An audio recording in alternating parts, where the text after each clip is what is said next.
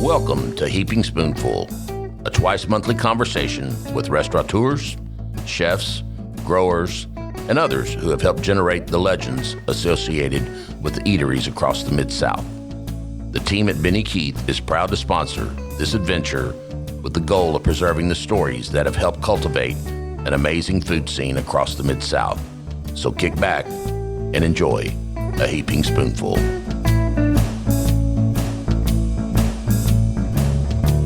Hello, everybody out there in podcast land, and welcome to another episode of Heaping Spoonful. I'm your host, Kelly Bass, and I really appreciate Benny Keith Foods giving me the chance to visit with many of the top chefs and restaurateurs across the Mid-South here on Heaping Spoonful. I have been a foodie so long that term wasn't even invented when I got into the food scene.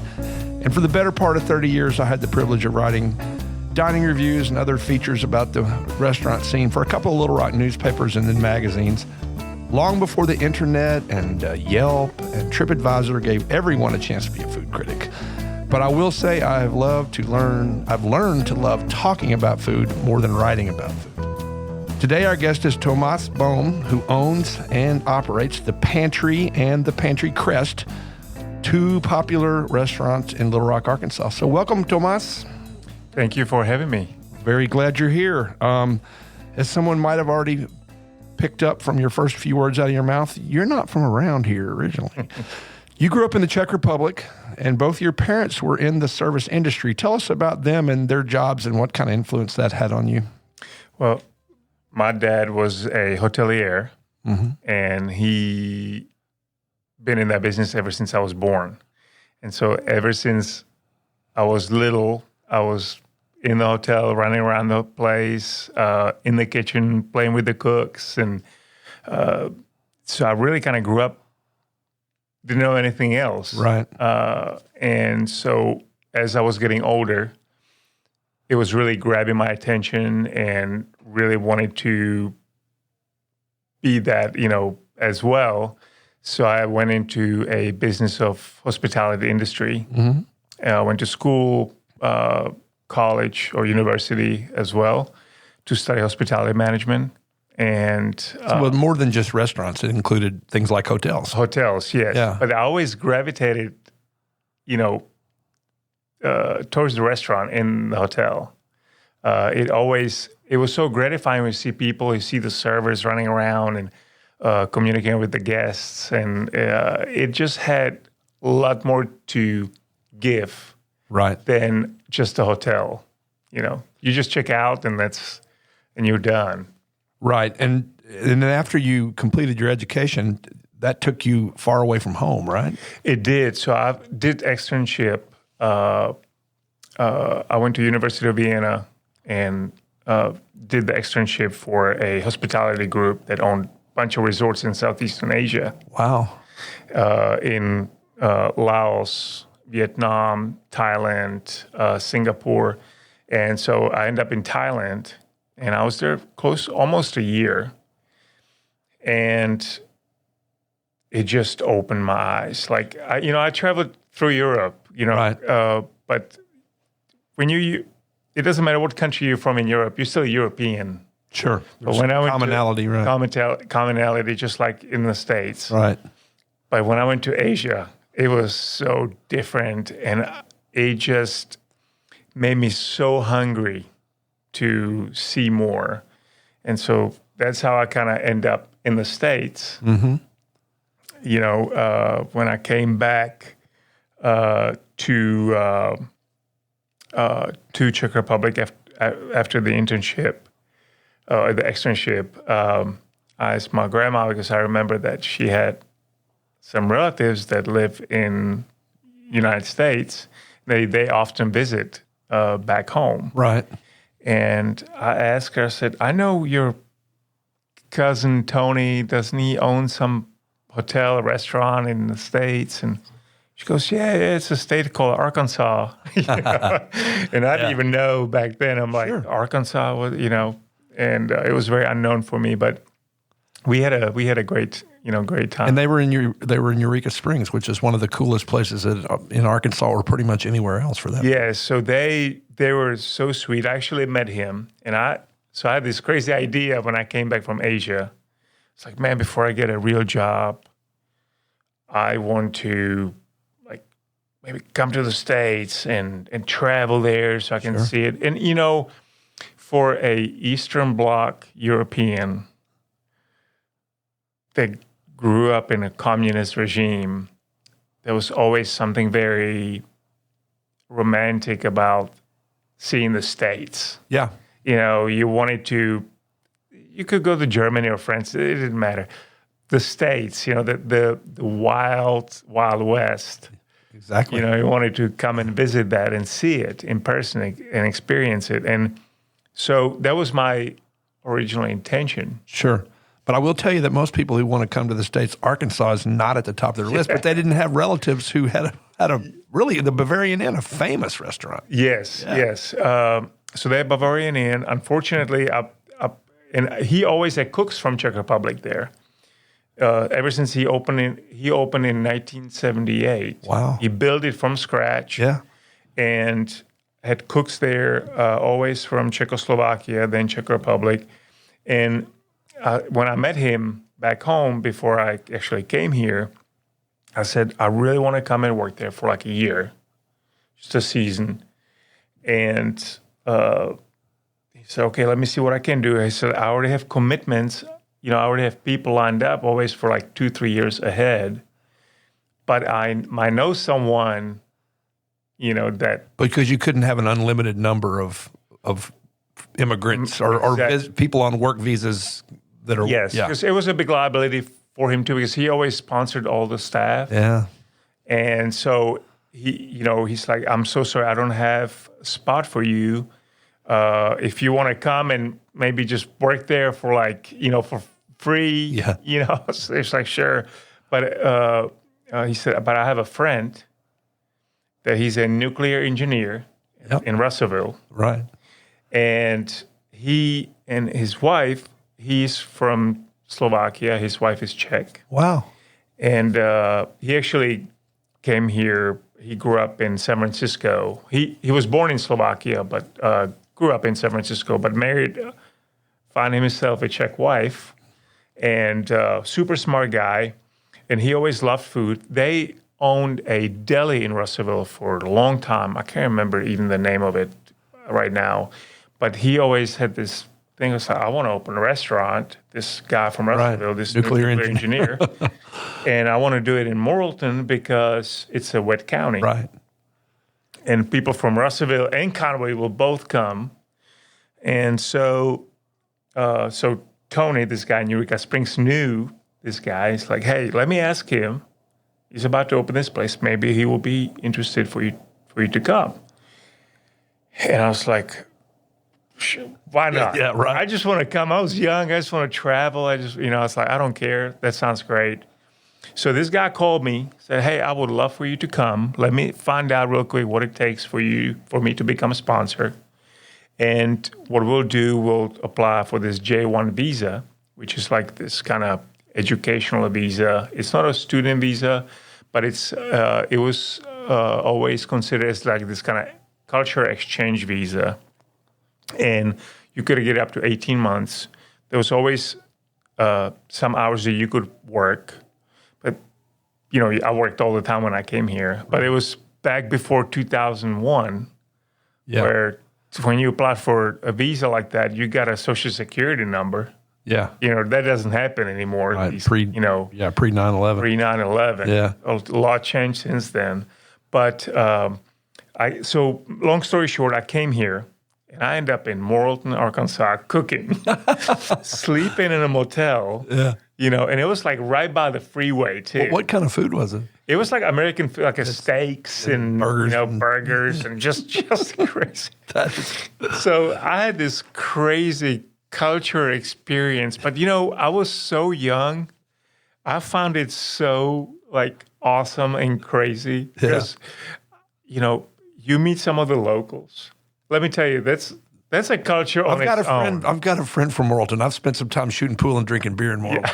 Yeah. Was your English good at that point? I could communicate, but it was not as good as it is now, which is still not that good. Oh, it's fine. Yeah, but you're married to an American and you've lived here for decades, so your English is going to get better.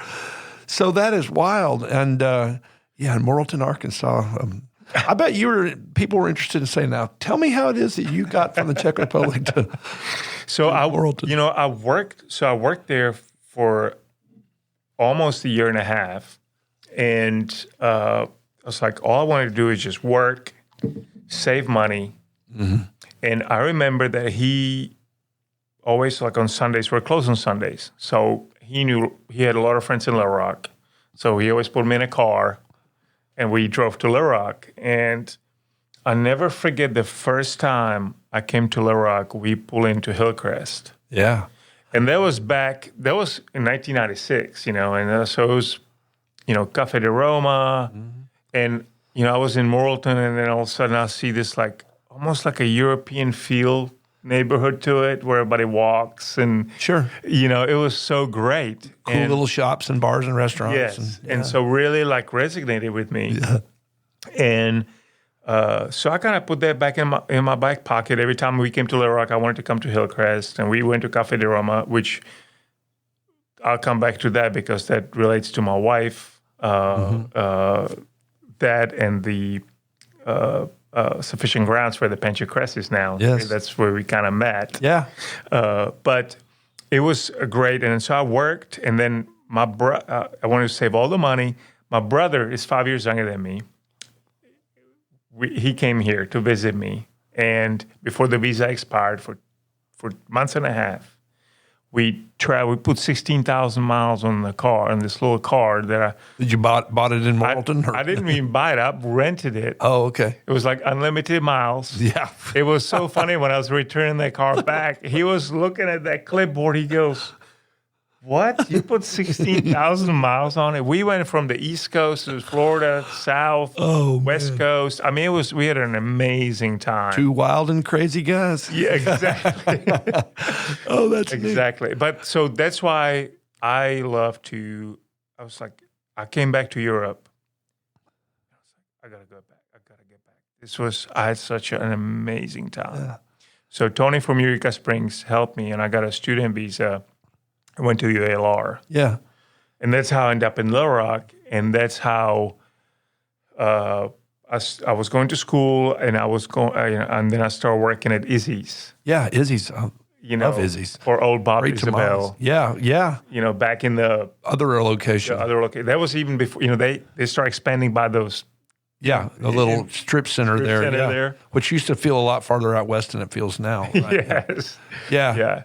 And Robert and Bob been really amazing to me. So I finished school and I worked there. They were really good. I ended up being a manager at that place. And I always speak so highly of him because I learned so much from him as far as doing how you do business locally and stuff like that. I remember them also being one of the first people that we really use local ingredients. We make everything, Yes, everything was made from scratch. Yeah, because they have great big old tamales and all kinds of good stuff. I reviewed it a couple of times, once in its original spot and once when it went further out west. Yeah. That is really cool. So I guess you learned things along the way that, you had a lot of experience. You'd managed that place. You'd worked in several restaurants. How did you make the leap to open the pantry? So, also one thing I didn't say is when I was going to school in Europe, I went to culinary school as well because it's not a part of any kind of curriculum there.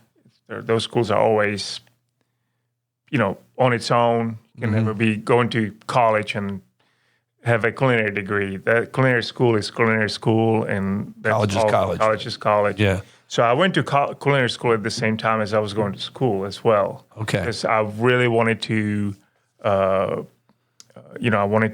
love food. I love cooking. I always wanted to make sure that I understood that concept. But I was working at So. Yeah. So opened in 2006, and I was there for 2.5 years. managing it. And So you were not in the kitchen, you were in was- front of house. Yeah, I was in the kitchen quite a bit as well. Okay. But I did about 70% front, 30% back. I was not in the back all the time. Right. And I just, I was always coming home, and I talked to Megan, my wife, and I said, it's time. I got to do my own restaurant. Yeah. And I used to race motorcycles. Oh, wow. And we always went on these long trips across the country.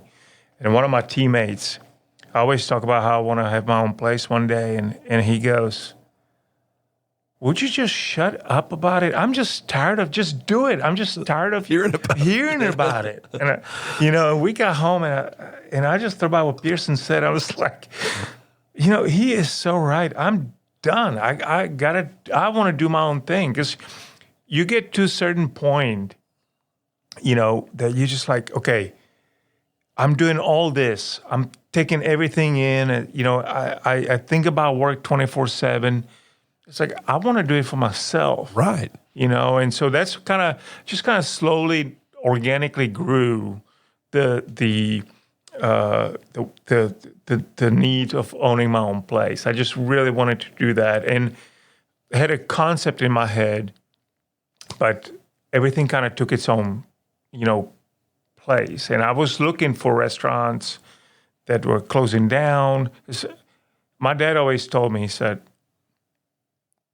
never have a partner. Right. He said, if you're not the only guy with the key, just work for somebody, but don't have a partner.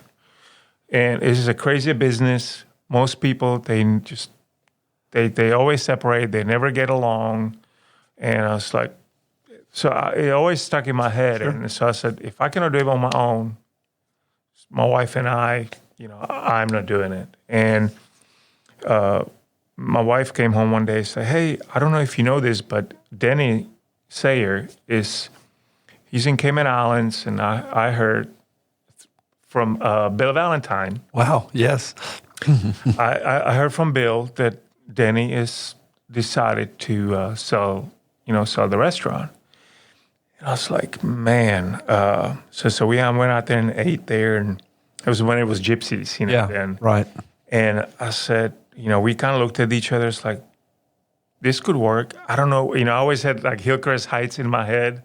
Yeah, and this is in West Little Rock. This was like completely like a different part of the town. I wasn't really familiar with it. I was like, I just don't know. Green Mountain is always kind of weird area, you know, and getting a little sketchy about it. Yeah, and so we went there twice, and I was like, man, but it just feels good. I was like, we can see it to do it here, but I had no money. I know we saved a little bit of money, but I just wasn't making much money back then, and so I came. I said, you know what? It won't hurt to ask. Go see a banker. I went to see a couple of bankers. They laughed at me. So I gave up on that idea. But I just went to Antoine, Denny's son, and I said, hey, I heard, you guys might be selling the restaurant. He goes, hey, my dad lives in Cayman. He lives in Cayman Islands, but he'll be back in a couple of weeks, and I'll connect you guys. And so I met Denny for the first time. I knew of him. I went to Alouette's, which was the predecessor to Gypsies. Yes. And I always had a huge respect for the whole group of guys. Yeah. And I talked to Denny. We sat down, we chatted for like 3 hours. We had like the best time. And he said, let me think about it. And I said, oh, by the way, I have no money. I want to buy it, but I don't have any money. I don't have any money. And he kind of gave me like a little smirk, and he laughed. And he called me about 3 days later. He said, listen, I said, I really enjoy your company. I had a great time chatting with you. I really believe what you're going to do. And I'm just so glad that another Euro will take over this space. Right. And I said, oh, my God, thank you so much. And he was so nice that basically I did in-house financing with him. Wow. And to even know me, He, on the other hand, he really didn't have much to lose because if I stopped paying, he would just, after one payment, You take it back. he's taking it back. Yeah. But he did an amazing favor to me, and I owe him to the grave. Yeah. Well, I'm going to do a little quick level set for those who are not familiar with the Little Rock dining scene. The most famous and the first fine dining restaurant was called Restaurant Jacques and Suzanne, and it was for 10 years on top of the tallest bank building here, and it was just fabulous. And it was all European folks, Swiss.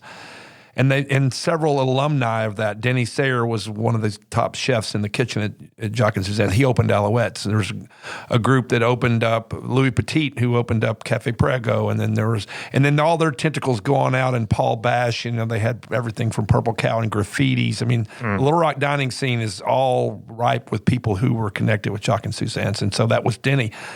And so that's fabulous. But again, he gave you the chance, and you paid him. He did, and I paid him. I told my wife, even if you have to eat ramen noodles for next 10 years, he's going to be the first guy that's going to get paid immediately. And we did. The first year was really scary, but we did it, and I owe him everything that I have today. Well, and you opened up something that we didn't really have, which was traditional Czech and German classics, along with some other more familiar items that people could find somewhere else. But, that took some guts to do for a guy, without a lot of, you need to know, everybody knows you're going to sell a burger, or you can sell a steak, or you can sell a chicken Caesar salad, but some of the things you put on the menu, people hadn't seen. Sure. And so I guess it took them a little getting used to. Was there any kind of breakthrough moment is wow, people are finally getting it, or just organically grew over time? Just organically grew. Let me just say one other thing. There's some nice restaurants and some fun restaurants in West Little Rock that have come up since you've been open, but when you opened that restaurant, there really wasn't a lot out there. It's a very populated part of the world, but the dining choices were limited. I used to do a lot of business lunches when I worked at the University of Arkansas at Little Rock, at the Pantry, because of I had a lot of West Little Rock folks that I dealt with, and I always got that tilapia, man, with the butter on it and the spinach. Woo! Yeah, thank you. Yeah, I did. Speaking of that fish, we just wanted to have familiar things as well as kind of have the happy medium. Just because I knew if I do full blown Czech German food that I might not survive. Right. And so I tried to attract as big demographic as possible, but at the same time really work each table and try to educate them, give it to them, and give them the chance to try it. Yeah, well, the fact that you grew up eating it and cooking it, matters too. Well, listen, we're going to take a short break here on Heaping Spoonful, and we'll be back in just a bit with Tomas Bohm of the Pantry and the Pantry-Crest in Little Rock, Arkansas. I hope you're enjoying this episode of Heaping Spoonful. We at Benny Keith Foods enjoy talking about the food scene almost as much as we enjoy providing the top quality ingredients that help restaurateurs and chefs across the Mid-South create their magic. Now let's dive even deeper into the culinary world with your host, Kelly Bass. All right, everybody, welcome back to Heaping Spoonful as we continue our conversation with Tomas. I remember when I first met you, and I was eating at the Pantry, and I told you that I was surprised you put in the effort to make your own bratwurst and other sausages from scratch. And I remember you saying, that's what everybody does where I'm from. That's just what you do. And tell me a little bit more about that. That's really, clearly that was the truth.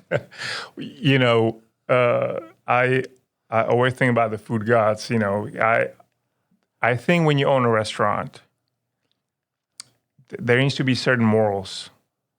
If I had an Italian place, I would make my own pasta. Yeah, right. Sure. I wouldn't take pasta out of the package.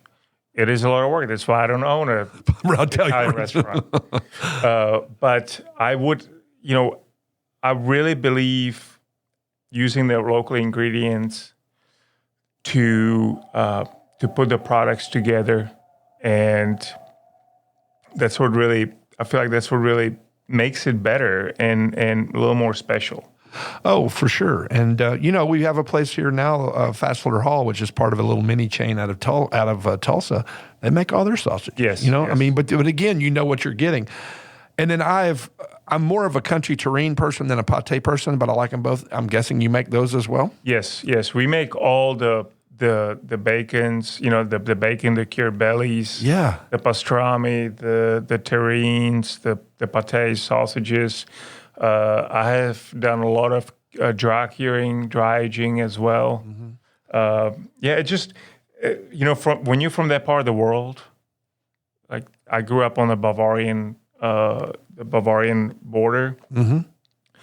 I mean, you go to those you go to a butcher shop and there'll be 50 different sausages. Yeah. They're all made back there in the back. And, you just kind of, you grow up with it, Sure. And so it's like, I cannot buy sausage in a package. I mean, I would burn in hell. Yeah. Well, I hope you've taught some people how to make it so you don't have to do it all yourself. Yes. Yeah. I don't, we got a lot bigger machines now too, because we go through, we used to like a little crank, stuff. For now it's all, automated. Yeah. Well, I want to now, I'd like to just, one thing I like to do on Heaping Spoonful is just let the guest tell me a little bit about the dishes that I've come to love and that I just think are cool.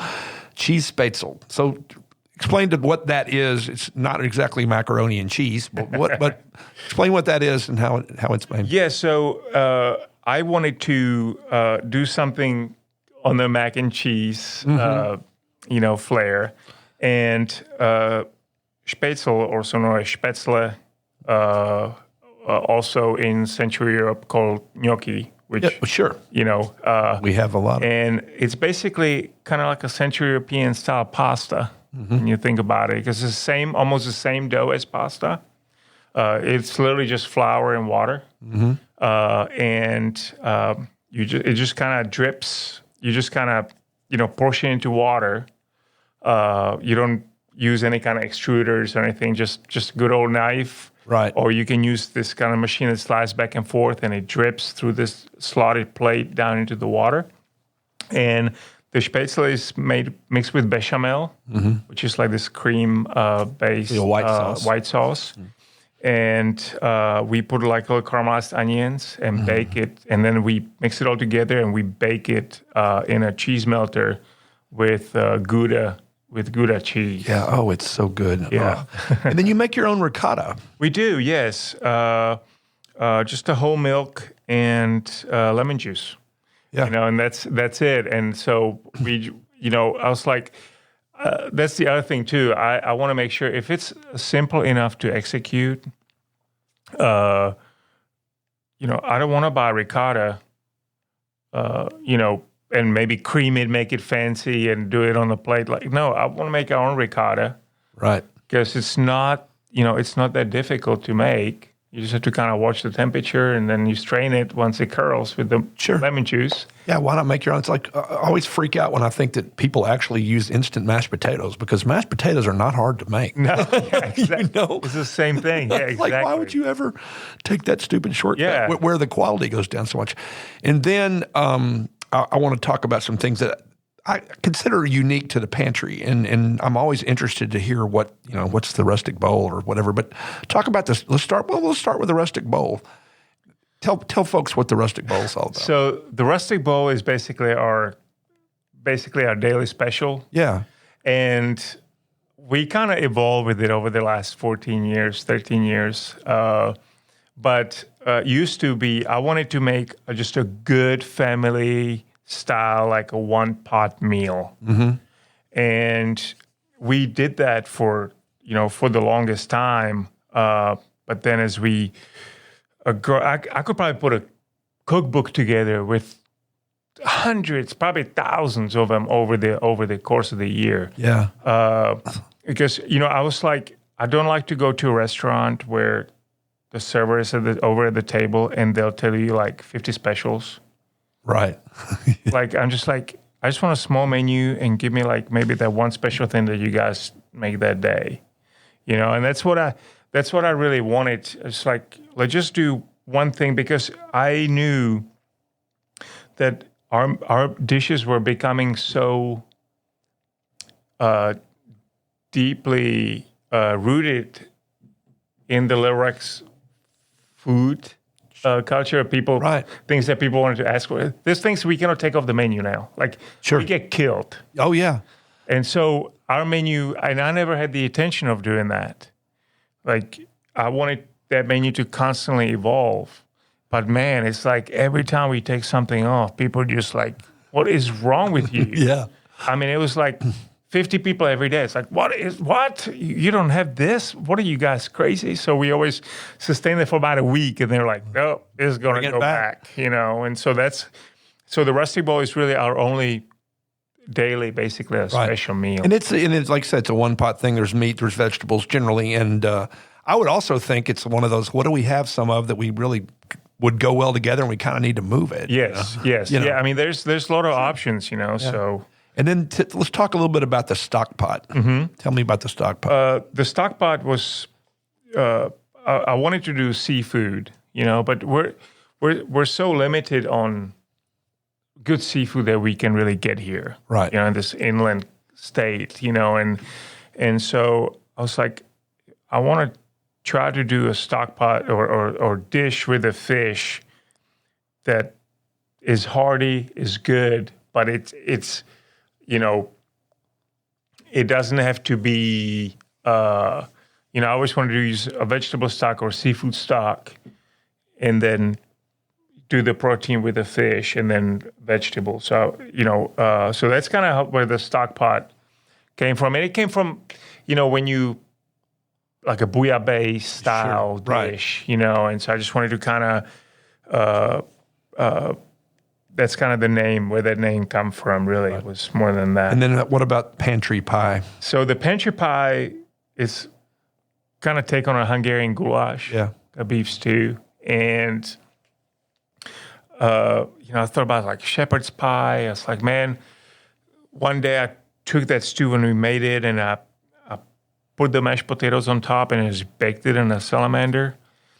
And it tasted really good. I was like, man, I'm just going to call it the pantry pie because it's not like a traditional goulash, you know, and they would never bake it with mashed potatoes. Right. You know, but that's kind of how this whole and I've came had about. It, and it's good. And it's good winter comfort food dish. And then you have the bratwurst and the Hungarian. And how are those different? So the bratwurst is, it's, you know, 80% pork, 20% beef. Mm-hmm. And then it's stuffed in a sheep's casings. Different seasoning in there. There's some also some dairy in it as well. And then the Hungarian sausage is a little more emulsified. It's all pork, and it stuffs in a hog's casing. A lot more like paprika, garlic-based sausage. Which one do you sell more of? The brats. Yeah, people are just brat people. I just brought people here. Yeah, you know. I know we've all thrown them on the grill. Thank you. I met the CEO of Johnsonville Brats once at a resort in Mexico, in Cabo. And I said, God, you have got like such huge market share. She goes, yeah, it keeps me up at night because I only got one way to go, and that's down. So anyway, that's a complete aside. So you're rolling along. You open the pantry in 2009. You're cooking, you know, literally and figuratively, and things are going great. And so in 2014, you got to go back to your old favorite neighborhood of Hillcrest and open the Pantry-Crest in the former Sufficient Grounds where you either met or spent considerable time with the woman you later married. Yes. How perfect is that? You know, it really, it has such a special place in my heart. And I knew this commercial real estate guy, and he goes, hey, you remember it was called The House? Yes, I remember. At that time. And, you know, he said he knew the guys that are owning it and the company that owns that building, and they would not renew a lease to those guys. Yeah. And so they were looking for a partner up with someone. Like, hey, they're looking for a partner up with someone to go in after the house. And so I went and had the meeting. And I left the meeting. I said, listen, I'm not going to be your guy over here to come in here and try to become a partner by fixing this place up. Yeah. And open my own restaurant, because I went there and It needed some work. this needed some major work. I remember you telling me that. And so I walked out of the meeting, and I don't know why, but I just said the cockiest thing that ever came out of my mouth, because I'm not cocky. I'm a very humble person. But I was leaving the office, and I said, guys, but if you ever decide to sell that building, call me. Again, no money. Yeah. Talk. And but I already knew some bankers at that time, Right. And so that was nice. Well, anyway, make a long story short, 3 weeks later, they called me and said, hey, we had a meeting, and it's really a restaurant, and we're not restaurant people. We decided to sell the property. Sweet. And let you do all the work to get it open. Yes. And so, the only way for me I actually really didn't have intentions to open a second location. But that whole meeting, that initial meeting initiated that whole thought. But then for me, the only way I really wanted, just like, oh my God, what an opportunity for this, maybe own a property one day. And I met Megan there. That was so, special to me. But I was like, the only way that I can make it work financially, because the initial investment was so great, to be the owner operator. Because other than that, if I just tried to fix it up and lease it to someone, it wouldn't make any sense. It was a huge overpayment. Right. And so I decided, just like, you know what, I'm going to do it. I will renovate it. And then I really struggled with the thought of opening a second location, maybe just do completely something different. Right. But I was like, I think the food is such a, I feel like it's welcoming. It attracts a lot of different demographic. I feel like I knew the Hillcrest Heights folks, they're a little bit of a different, they don't like to go west. Different culture. Yeah. And so, I heard the excitement when they're like, this was a special drive over here to, it was so funny, in West Little Rock, and the location around Pam. People, when I talk to all the tables, they're like, yeah, we come here from Conway once a week for dinner. And they said it so humbly. Right. It's a normal thing for them to come to Little Rock to eat dinner. Yeah. But people in Hillcrest won't drive to West Little Hillcrest Rock or don't Heights, want to, right? They specifically said, I drove here all the way from Hillcrest. Which is what, about 6 or 7 miles maybe? Yeah, But you did, it opened up to a whole nother group of folks. I go to the Big Orange Midtown. I would never drive all the way out to Chenal Promenade. It's a great place, but boy, I got one in Midtown now. Yes, I can go to. yes. So a lot of folks, I'm sure, just said, wow, now I don't have to go to West Little Rock. And so I wanted to be it became really a mission for me too, because that place was really run down, and it's the only business on Palm Street. Yeah. Yeah, it's a residential neighborhood. It's a residential neighborhood, and it was so important to me for the neighbors to be happy and accept me as their neighbor. So, try to increase their property value at the same time. Well, I have a friend who lives right around the corner, and she loves just to walk over to Pantry-Crest and walk home after a couple of glasses of wine. Yeah. Those neighbors there are absolutely fantastic. Yeah. How long did it take you to get it in shape to open? Almost a year. Yeah. We went from, there was nothing but dirt. Even half the exterior walls were completely rebuilt from scratch. Oh. It was the wood was completely desecrated. It was so bad. It was, The menus, are they identical, or are they just similar? They're similar. The menu at Pantry-Crest is a little bit smaller than the one out west. There's about 3 menu items that are different, a little bit different from the west location. Right. Talk about the 2 locations in terms of, clientele, we know they're different neighborhoods, but is the atmosphere, the product mix, do people stay later at one or leave early? What sort of vibe is it? Completely different. It is unbelievable how 10-minute drive. Yeah. Is the Pantry-Crest more of a, let's have a cocktail after dinner type? Yes, people stay longer. Yeah. They drink a little more. Yep. There's a lot of people know each other. Yeah. So there More might of a be neighborhood feel. yes, a lot more. Even though, out west, a lot of the neighborhood is there too. The Arkansas Valley, Pleasant Valley, Chenal. But it's not really walkable. It's not. No. It's there's and there's a lot more kids out west. Yeah, sure. It's a little more fast paced. Right. But I told you that, this is episode 60 of Heaping Spoonful. And episode 59 we recorded earlier today was with Suzanne and Blair from Chalbachi, which is about 6 or 7 good rock throws away from where you are. But Yes. same kind of place, in a house, great food, and then also folks who like to just come have a glass of wine and Yes, hang out. yes. Yeah. That's really cool. I remember, because I'm so brilliant about all these things, when I learned you were going to open Pantry-Crest, and I was out at the pantry, and I said, I see a problem with this. I said, you couldn't be both places at once. And because interacting with you is really part of what made my trips to the pantry is like, wow, Tomas comes and says, hey, and how are things? And works the room, which it sounds like you did at So as well. I just didn't get to So as much as I've been to the pantry. Is that something you've always focused on? I mean, just making sure that your guests know that you're happy they're there and want to make sure things are good? Yes. So for me, seeing the faces, Yeah. to read the body language, I tell you, without that, I wouldn't be able to operate. Yeah. And I said, we start collecting common cards when we open. We still do till this day at both places. And I read every single one of them. Sure. It is so important to me. And also, I'm not a superstitious person, but I kept every one of those.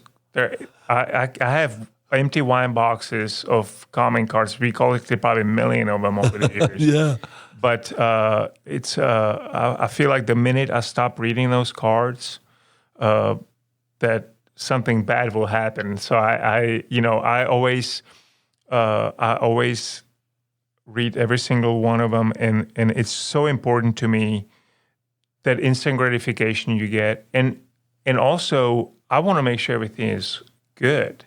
Yeah. You when you're at that table, you see people to kind of rumble through the play. You're like, they might not have the guts to tell you, but there's something not right. And so I always try to make people feel really comfortable to tell me, if there's something wrong, because I really need to know that.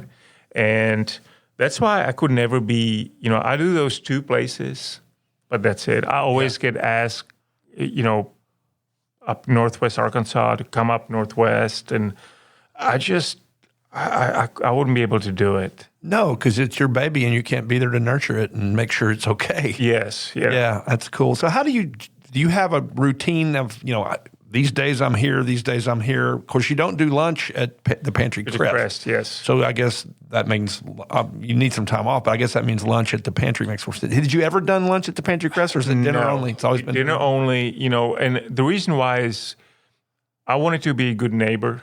Yeah.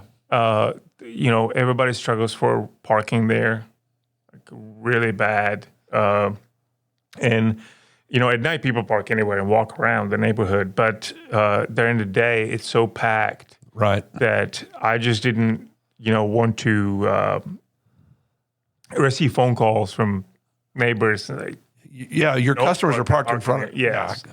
And so it's like, what? I'll probably never open lunch here. But I'm a big believer in, don't change the concept, don't change the hours of operation, don't change. You can always scale up, but you can scale back down. So I didn't want to open first with lunch, and then we're going to close down, And so I wanted to kind of keep it scaled. Plus, I really like just that one shift. Yeah. Where I can just focus on that one shift a week, where it stays more focused, and we clean that place a lot. I want to make sure my places look, Pantry-West is, 13 years old now, and I want to make sure when you walk in, it still looks like brand new. It was open yesterday, right? And so I'll make sure both places get really cleaned, But back to my routine, I'm always in the mornings. I'm out west. That's the mothership. That's the home office. Right. And then I kind of separate my times at night. I gotta say, COVID kind of changed it up a little bit for me. Sure. After being with my wife for 23 years, I never spent any time at night at home. Right. And during COVID, I spent a lot of time at home in the evenings. And I tell you, cooking dinner and have a glass of wine at home with my wife. Pretty special. That was so special. I was like, I have to make it where I want to be home at least, 2-3 nights a week. And I made it that way. So, Good. So I kind of split the evenings between both places, but then I'm always home like 2 or 3 nights a week. Yeah, well, you got people you trust to carry out your vision. Yes, and that's the other part of it is too. I have an amazing employees. Like if you come to the Pantry-Crest and you see all the people on the wall, those are all the people. That's my family. Like Right. Those are the people that have been with me. There's about 200 years together if we add it together. Yeah, which is super cool. Yeah. Well, you talked about changing your routine some and actually getting to stay home with your cool wife and have dinner. Talk about COVID and how you reacted and what your first moves were. I mean, I guess we all realized in March, and that we're recording this in March of 2022, and we're about to move in on we're doing this on the 7th, and it wasn't. I think the last event at my Museum of Discovery where I work, was on March 7th of 20, and by March 15th we were closed. Yeah. So when did you all? I mean, it became an edict. You didn't have a choice. You had to close. Yes. And what did you do? Well, I wanted to make sure that we move into, since we were able to sell to-go food, Right. to really try to evolve with that. And so we had a huge meeting and said, okay, we got to do marketing. We got to do weekly families because everybody's home. Right. And so we got to do family meals where you can pick up a family meal for 4 people or 6 people with salad and dessert and the whole thing. Right. For set price. And that became super popular. We did chicken coq au vin and beef burgundy and, stuff like stroganoff. Yeah, that travels well, and it's good to do. You can make it in bulk, and then everybody gets their plate, and you don't have to order 6 different items. Exactly. And so we really evolved with that, and we grew it pretty fast. Mm-hmm. We evolved with the whole curbside setup, and so we got to the point that we really didn't have to lay anybody off. Like even the servers, and I gotta say, people were so generous. Like the tipping. I mean, somebody came, spent $100 and they left a $100 tip. Right. I mean, it was just absolutely incredible, the support, the community support. And since I'm here with the microphone, I just want to, and I said it a million times, but I want to thank so much everyone for the incredible support that we received throughout the whole pandemic by people just wanting to do business, and they did not want that local place to go away. Exactly. There's a little self-serving attitude, like on my part. It's like, I don't want my favorite restaurants to go away. And I don't want my favorite servers to not be able to make their rent. It was just so incredible. It was really humbling experience. That whole, the whole time, and the staff was just absolutely fantastic. How we try to guide everybody through it, and we want to make sure that they can come in anytime and have a meal. Sure. Because you're at home, if you're not, especially the servers, they were not making any money. No. So what we did was we basically put everybody on hourly wage plus the tips, and so they actually start making, a decent amount of money, and because I was so surprised by the amount of to-go business that we've done, and online ordering really evolved with the whole pandemic, and it won't go away. I mean, you'll continue to have more takeout than you used to have, and more online. And it is incredible till today, this day. It is amazing how much people order to go, and they can pull up into that curbside spot that is designated spot, and it is amazing. It's still probably about, I'm going to say, we added 15% of our business still now. Yeah. Just by the big to-go business. Yeah, well, that is really cool, and I'm glad you moved fast. That was smart too. You didn't wait around to see what was going to happen. Well, listen, thank you so much, Tomas, for being my guest today on Heaping Spoonful. Good luck in all you continue to achieve at the Pantry and the Pantry-Crest, and we will not look for you to be opening one in Northwest Arkansas. And thanks to everybody listening to Heaping Spoonful. I really, really appreciate it, as do all our friends here at Benny Keith Foods. New episodes of this podcast are posted on the first and the third Tuesdays of each month. So keep an eye and an ear out for those, and go back and check out some of the ones you've missed. Thanks, everybody. Have a great day. Thank you. We hope you enjoyed this episode of Heaping Spoonful. On behalf of all of us at Benny Keith Foods, Mid-South Division, please know how much we love connecting you with the legends of the culinary scene and their unique stories. I look forward to the next time we can offer you another Heaping Spoonful.